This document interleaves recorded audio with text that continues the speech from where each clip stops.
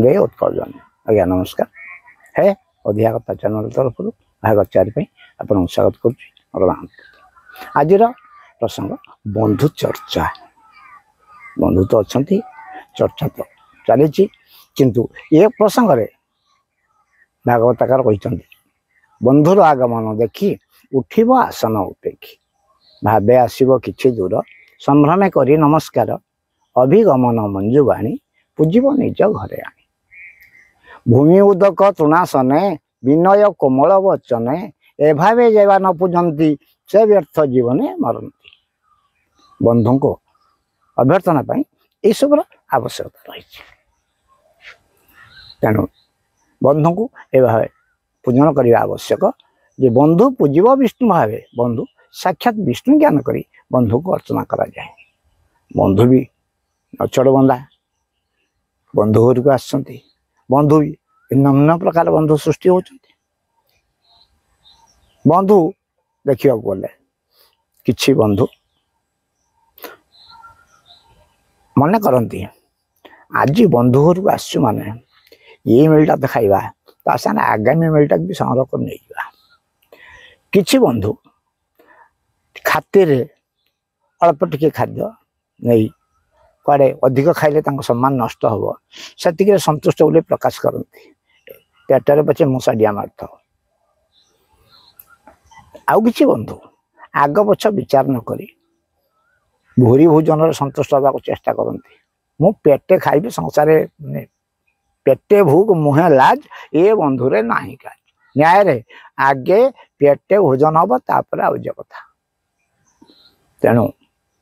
जदि बंधु को भोजन दि जाता विधान जदि आम देखा जा से क्षेत्र में नीतिकाल मान कौन कहते ना बामे च लवण दद्यात दक्षिण व्यंजन तथा सम्मुखे जलाप्यान भोजन बंधु मंदिर बाम लुण दक्षिण व्यंजन सम्मुखें जलपात्र भोजन समय रहा जरूरी। भोजन कले भोजन समय किछि बंधुंकर जो 3 प्रकार बंधुंकर भिन्न भिन्न लक्षण प्रकाश पाए किंतु ये क्षेत्र में भी सब्यस्त करा जायछि कौ बंधु को कौ प्रकार चर्चा कला बेले भोजन परसिब ए क्षेत्र कहते भोजन देला बेले किछि ना ना ना ना ए प्रकार उच्चारण करी परसिया लोक को अटकिया को चेष्टा करती से क्षेत्र कह देयं देय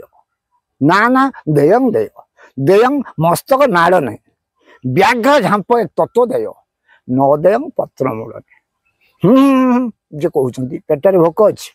कि भद्रता खातिर कह ना ना ना आउ दरकार नहीं आउ दरकार नहीं फिर संक्षिप्त उच्चारण ना ना ना ना ना मुंड हल्ला अभ्यास भोजन समय कथा कहवानी मुंड हल्ले कि बारण कर ना ना दिवनी कि पेटर मूषा डेमुंट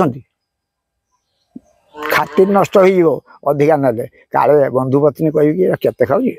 आ मनुष्य ना राक्षस व्याघ्र झांप तत्व देव झांपी पड़े भोजन पात्र ना ना आउने आउने आउने ढेर तत्व दे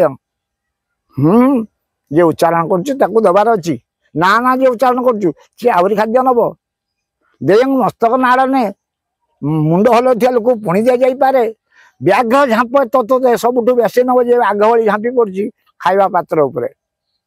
न देय पत्र मूल थाली पानी ढालदे पत्रटा मुड़ीदे से क्षेत्र में रिहाती दि जापे परसिया लोक को। ये प्रसंग में आपण पूर्व ज्ञात अच्छा मन को आसला आप सब्सक्राइब करेंगे कुतकुत लगे लाइक करेंगे जदि अंतर को छुईला ताले शेयर करेंगे